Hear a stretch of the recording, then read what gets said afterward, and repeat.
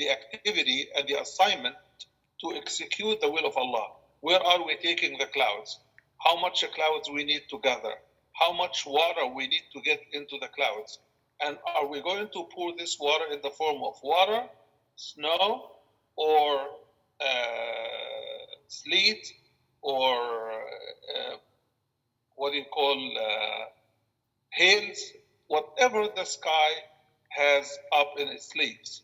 So the angels who do this are called al-mudabbirati amra. They are meeting to plan something together. يَوْمَ تَرْجُفُ الرَّاجِفَةِ.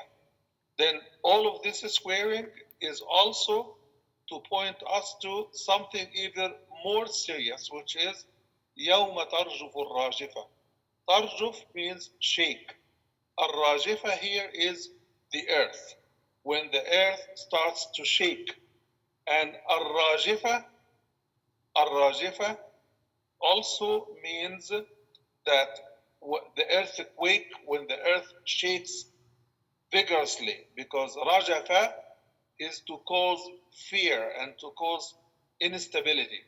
So يوم ترجف الراجفة تتبعها الرادفة, followed by the following one, as if these are one blow that is blown into the horn, and the whole earth will be full of earthquakes everywhere, and then everybody will die. Then the second earthquake, or the second blow in the horn, the whole second earthquakes set will come on, and everybody who has died will be risen up by the will of Allah subhanahu wa ta'ala. يَوْمَ تَرْجُفُ الرَّاجِفَةِ تَتْبَعُهَا الرَّادِفَةِ. On the day when the Rajifa shakes up the earth, تَتْبَعُهَا الرَّادِفَةِ, which means is followed by another. It's kind of like double down of earthquakes. قُلُوبٌ يَوْمَئِذٍ وَاجِفَةٌ. Hearts on that day will be trembling. Hearts on that day will be trembling because everybody will be afraid. And the hearts will be very, very scared. Everybody will be afraid as to what is going on. Imagine somebody who has been in the grave for 1,000 years or more or less, or thousands of years or hundreds of years, and suddenly the earthquake shakes the earth, and the whole earth is full of dust and crumbling debris, and everybody is dying. And in the second blow of the horn, everybody will be awakened up or resurrected, and they will see the whole earth fully destroyed. Everybody will be afraid. This is a fact. قُلُوبٌ يَوْمَئِذٍ وَاجِفَةٌ. And the focus on the hearts being shaky and afraid is to tell us the fact that the fear will not be just shown on the body. The fear will be all the way deep into the hearts. That day, brothers and sisters, will be very, very difficult. The day of judgment is going to be very difficult for the disbelievers, for the disobedient, for the rebellion ones. Okay? But for the believers, for the obedient, for those who submit to Allah, for those who learn the Quran and pray and teach the Quran to others, those who are treating their parents with respect, treating their children with mercy, treating their neighbors with kindness, those are going to be safe. They are not going to be afraid at all. The angels will come and calm them down. Forgot to mention that when the angels call out the soul of the believer from the body as they receive it nicely and kindly, the Prophet ﷺ describes this as drawing silk cloth over silk cloth. It will be very soft. It will be very merciful. But the soul of the disbeliever, the soul of disobedient people, will be drawn like silk over thorns. Do you know what thorns are? If you try to pick a flower, you find lots of thorns, something like needles. This will be the way the soul will be like a piece of silk, but it will be drawn over thorns and needles or needle-like stuff. And this will be tearing the soul apart. This will be torment in and of itself. So the believer will be received by the angels saying, Ya ayyatuha nafsul mutma'inna, O you the calm soul, the soul that is at peace with Allah, at peace with its family, at peace with its friends and neighbors, O you the soul of the believer, the calm soul, ارجعي إلى ربك راضية مرضية. Go back to your Lord, pleasing and pleased.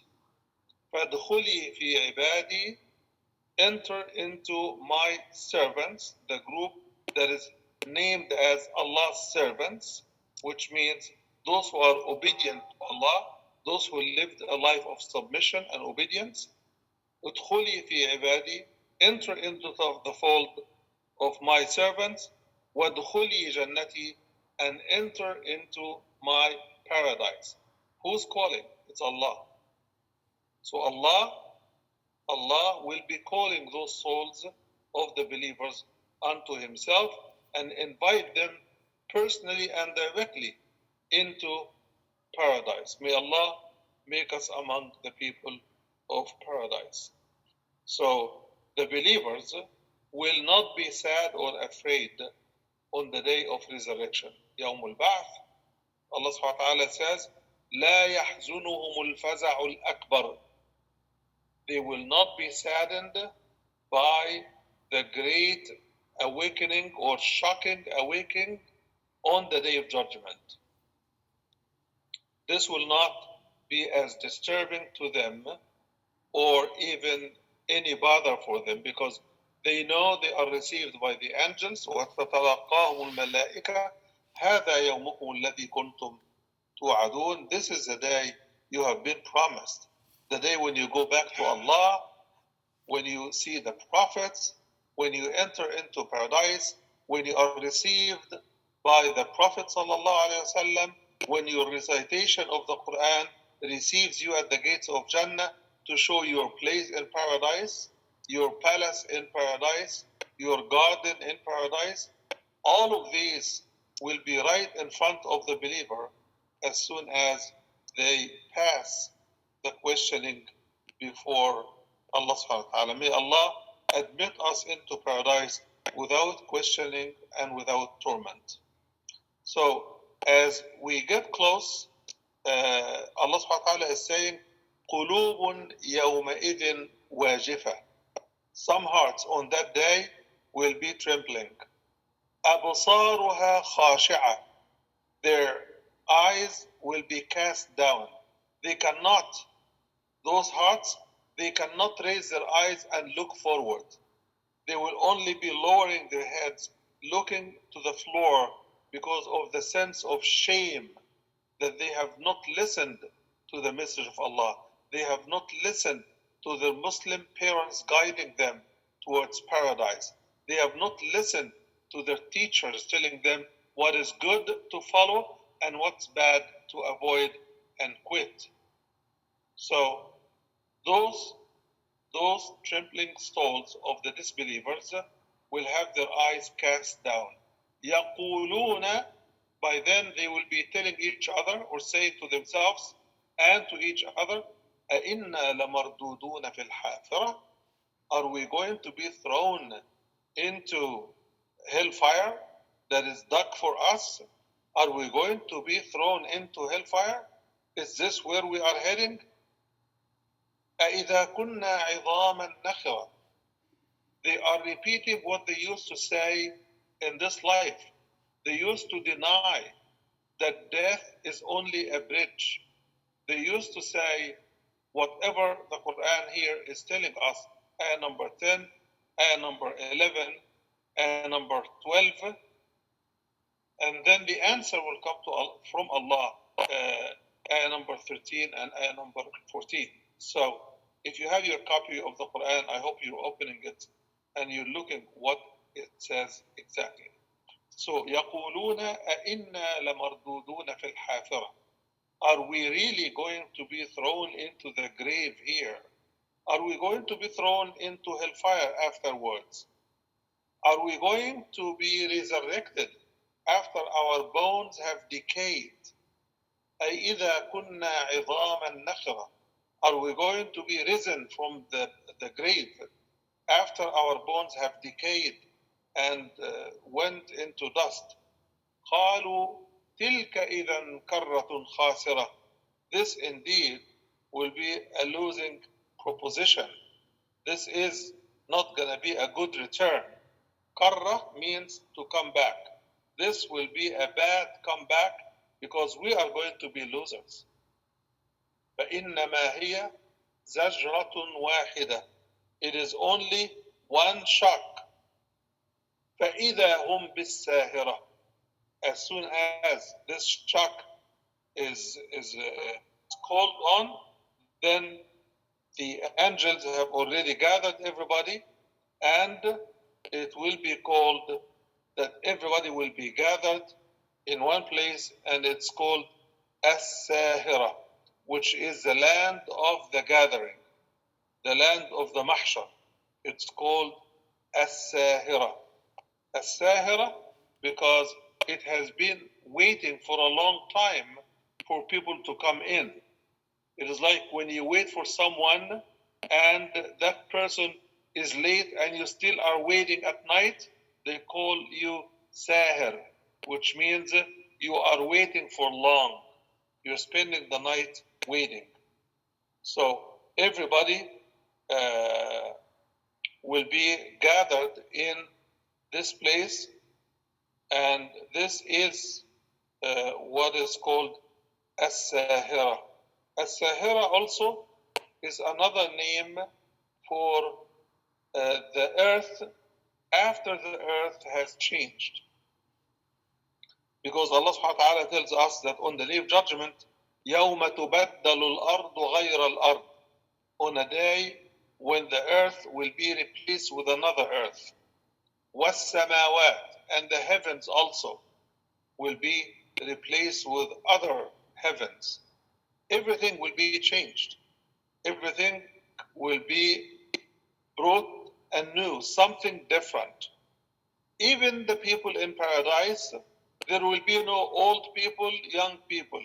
There will be everybody who goes into paradise will be youthful. The Prophet ﷺ told the companions that there is no, that people in paradise will be all around the same age of being youth. And one day, a woman who was an old lady came to the Prophet ﷺ and told him, "O Messenger of Allah, I want to be with you in paradise." And the Prophet ﷺ tried to tell her the same statement that he made to the companions, but noticing that she is old, so he was joking. He told her, "No old person will get into paradise." And the woman was very scared and she started to cry. And the Prophet ﷺ read to her the ayah from the Quran, إِنَّا أَنْشَأْنَاهُنَّ إِنْشَاءً فَجَعَلْنَاهُنَّ أَبْكَارًا, that all ladies will be raised up like young virgin girls, which means in the age that they know will be most beautiful for every one of them. So the Prophet ﷺ, even though he was joking, but he was not inventing a lie to make people laugh. He was not telling a lie or communicating a lie. He was telling a truthful statement. No old person will get or people who get to paradise are not going to be old. This is the accurate translation of the statement of the Prophet sallallahu alaihi wasallam. So the ayah says, فَإِذَا هُمْ بِالسَّاهِرَةِ. They are now in the land of al-mahshar, the land of gathering. Everybody now is standing and waiting. At that juncture, the ayat of Surah Al-Nazi'at shifts. It shifts to a huge reminder, and I'm going to leave that portion for next time so that I can take some of your questions. But I will leave the ayat from number 15 forward. So I hope that you will be able to follow up with us, inshallah. I think that this will be, inshallah, after Ramadan, since in Ramadan, at this time, we will be doing other activities on webinars as well. And I hope that you and your family will be joining us also in Ramadan. Ramadan activity schedule will be posted on our website soon if it is not already posted. So if anyone has a question, please let me see your questions on the question and answer portion, inshallah. Okay, anyone has a question? Please post it.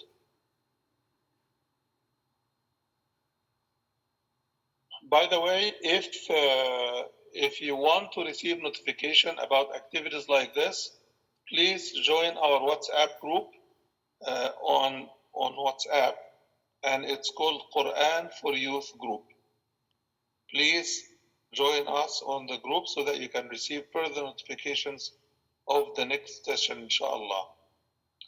If there are no questions, which I don't see any coming up, I will give you. Ribal ask, what's your question, Ribal?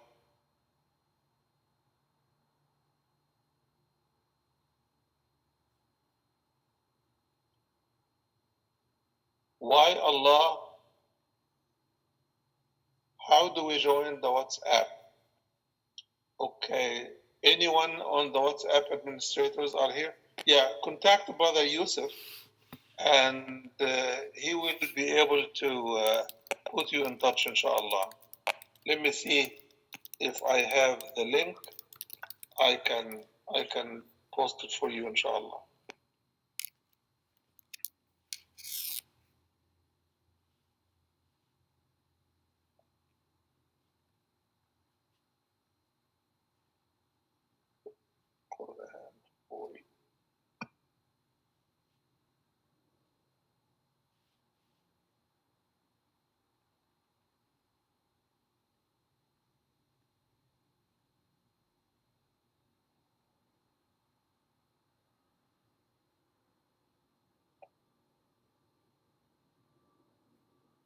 Sister Munia, are you there?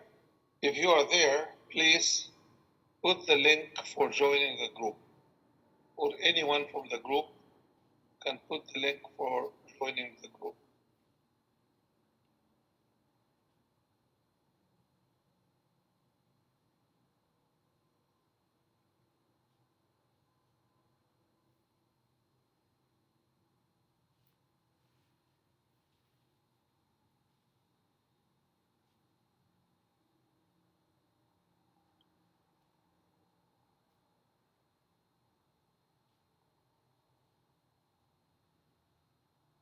I am still looking. Sorry for taking a long time.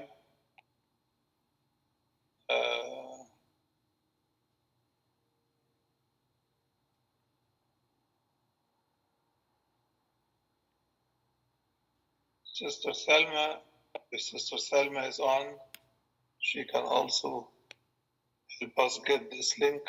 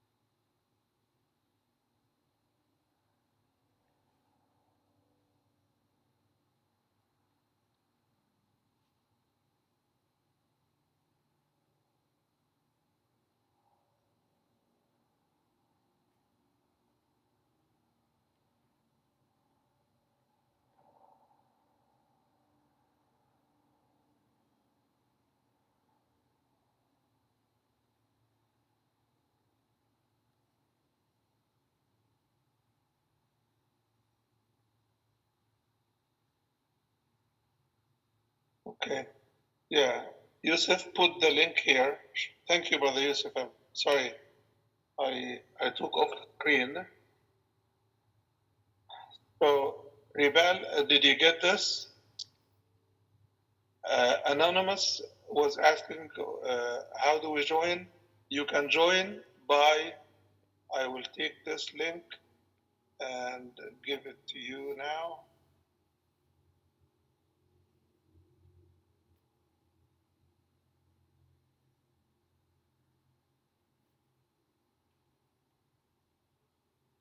Could you see each other's questions, Brother Yusuf?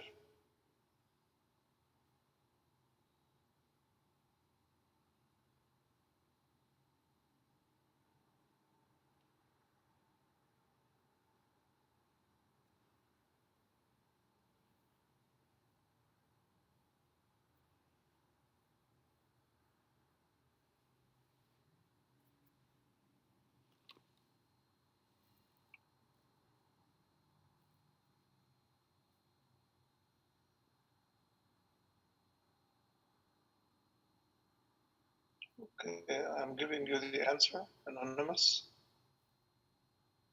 This is the link. Anonymous, do you see the link now?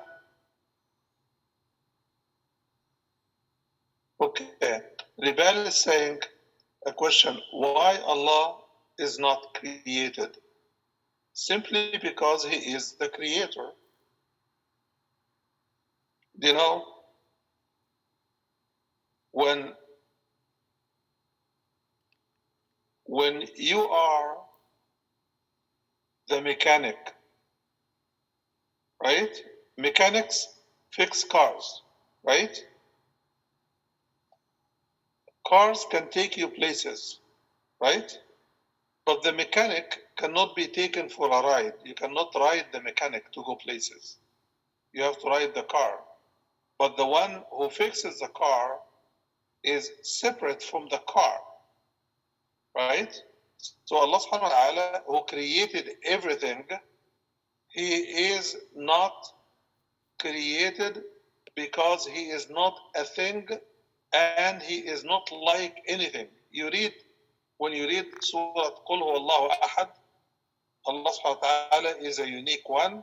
Allahu Samad, Allah is the reference and the source of power for everything. And Lam Yalid wa Lam Yulad,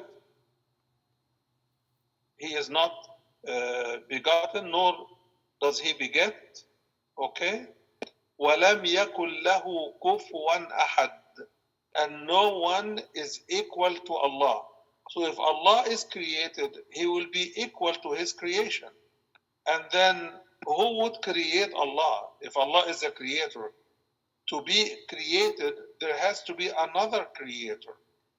I hope you understand, Ribal. Okay?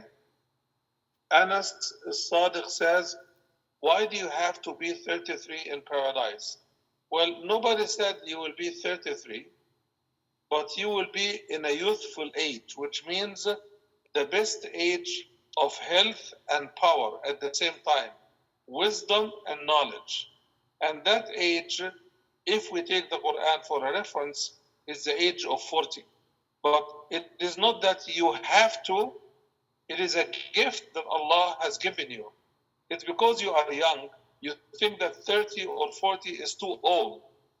But those who are 30 and 40, they know they will get older, most of them, or many of them. And if they do, they wish to go back to that age of youthfulness, power, knowledge, wisdom, and full capacity. حتى إذا بلغ أشده وبلغ 40 سنة, until he reaches his most fit and most powerful age, which is 40, and he reaches his most powerful age, which is the age of 40, then he would ask Allah to forgive him. قال رب أوزعني أن أشكر نعمتك التي أنعمت علي وعلى والدي وأن أعمل صالحا ترضاه وأصلح لي في ذريتي إني تبت إليك وإني من المسلمين. So the ayah says that the age of power, knowledge, wisdom, and will is going to be at the age of 40. Okay, Anonymous says that he got the link. Thank you, Yusuf, for that. Anonymous also is saying, I have also heard somewhere that we will be at the age of 33. Well, some people say that we will be at the age of Isa when he was risen up, right? But this is a speculation. The fact that people will be in their most powerful, most active age, the Quran describes this to be at 40 years old, not at 33 years old. Very good questions, mashallah. Everybody is asking great questions. Thank you, Ribal. Thank you, Anonymous. And if any other brother or sister has a question, please type it down. We have 3 more minutes to go.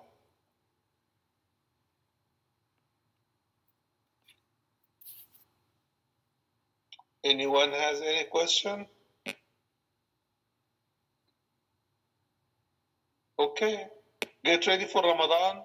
This Monday, we are going to answer your questions about fasting. So please join the Q&A for fasting. And I hope that by then you will have watched the video in which I explained the fiqh of fasting, which is the jurisprudence or fiqh or rules of fiqh for fasting. So if nobody has any more questions, I think somebody might have written a question here. Let me see.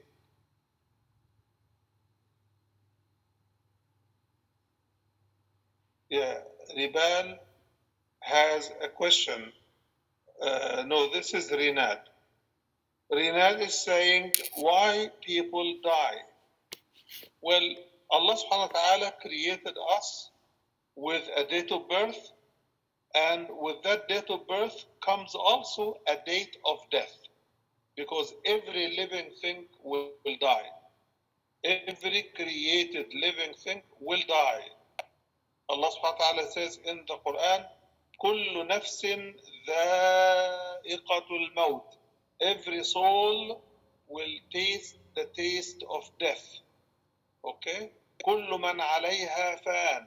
Every living thing on the earth will die, will decimate, will dissipate.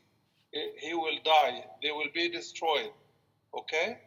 So, as such, this is the will of Allah. That's His plan, that we live a short life here, and if we do well, Allah will take us after we die. We'll be in the grave for some time until the day of judgment comes. So you are hopefully resting in your grave. When the day of judgment comes, you will be resurrected, you will be brought back to life, and everybody will stand before Allah to either be rewarded or punished after they answer the questions Allah has for them.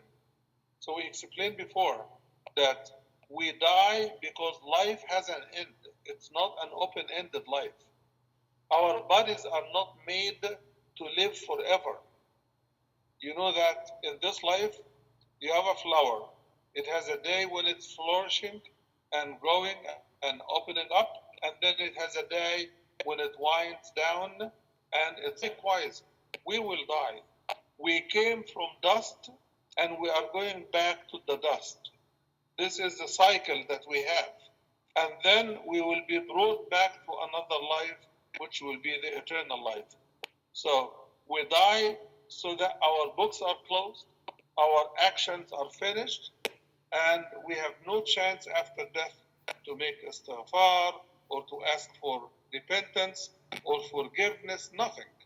So we have to do everything here while we are here still in this life. Ribal is saying, I would like to ask if one friend told us your God is fake, which means your God is not true. Ribal and Rinad are asking, what should I tell them? Well, I think you should be able to tell them, come and read the Quran with me and tell me what is it in the Quran that doesn't guide you to a better life. Okay? Keep reading the Quran Rinal and Riba, and you will be learning a lot. Okay? Read Surah Al-Alaq. Okay? Read Surah Al-Hujurat. Read Surah Yusuf. And share with your friends. Share with your friends the beauty of the Quran, and they will one day discover and believe for themselves. Okay? But don't answer their claim with your own attack. Don't tell them, no, your God is fake. This is childish. Our way to answer is tell them, okay, I challenge you to read what God sent us and you. I challenge you to read it and tell me what you understand that makes you believe that this God is fake. Okay? Very good questions. Anas Sadiq is asking, what do the angels do every day? Very good question. Every angel is assigned an assignment. So whatever Allah tells them to do, they do it. There are some angels who are recording our works on our right shoulder and left shoulder. Okay? And there are other angels who protect us even from some happenings that happen in our life.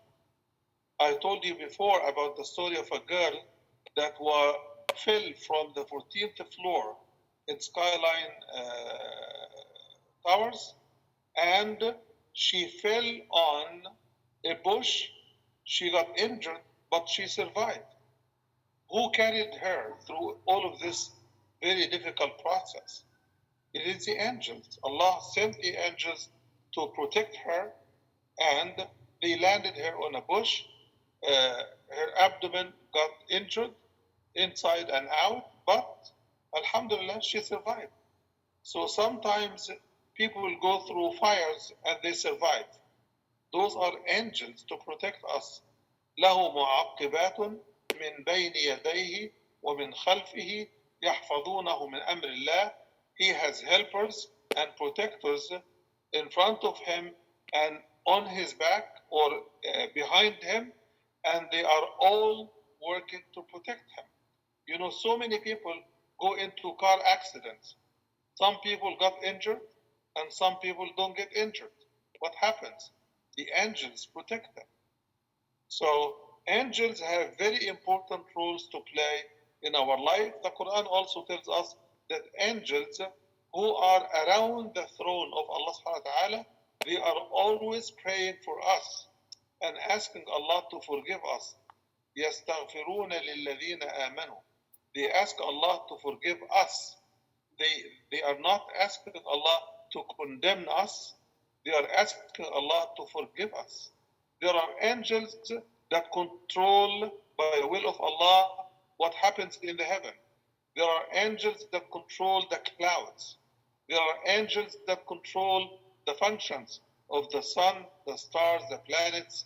Everything in the universe is controlled by angels who are assigned by Allah to keep things doing what they are supposed to be doing. Very good questions. Okay, what else? Let me see if there is any other questions here. What other questions that are going to be asked on Judgment Day? Well, the first question is going to be in the grave. The angels will come to you in the grave and they will ask, okay, Man Rabbuk, who is your Lord? Wama dinuk, what is your religion? What is your faith? What do you believe in?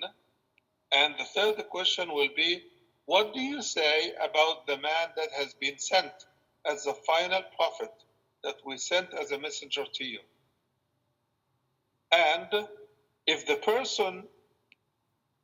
deeds of the person are good, he will be able to give the right answers to these questions. My Lord is Allah, and my deen, my religion, my faith is Islam, and the prophet that Allah has sent for me is Prophet Muhammad sallallahu alayhi wasallam.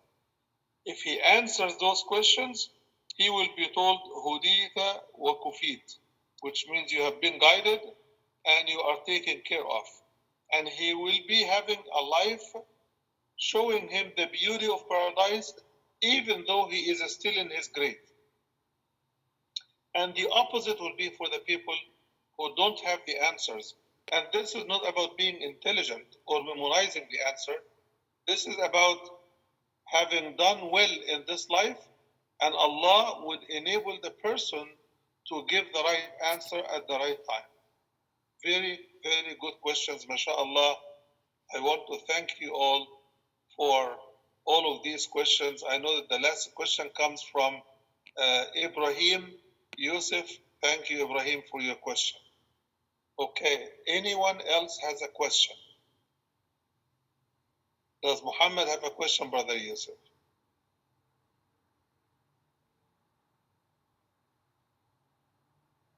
Okay. This is all the time we have for tonight. Thank you very much for coming. I hope that you join Monday, which is tomorrow at 2:30, a session for only Q&A about fasting, inshallah. So please get the link from Brother Yusuf for the session of tomorrow. And every day there is a session. You can always get it on the group that is on WhatsApp, Quran for Youth group. سبحانك اللهم وبحمدك نشهد أن لا إله إلا أنت نستغفرك ونتوب إليك. بسم الله الرحمن الرحيم. والعصر إن الإنسان لفي خسر إلا الذين آمنوا وعملوا الصالحات وتواصوا بالحق وتواصوا بالصبر. والسلام عليكم ورحمة الله وبركاته.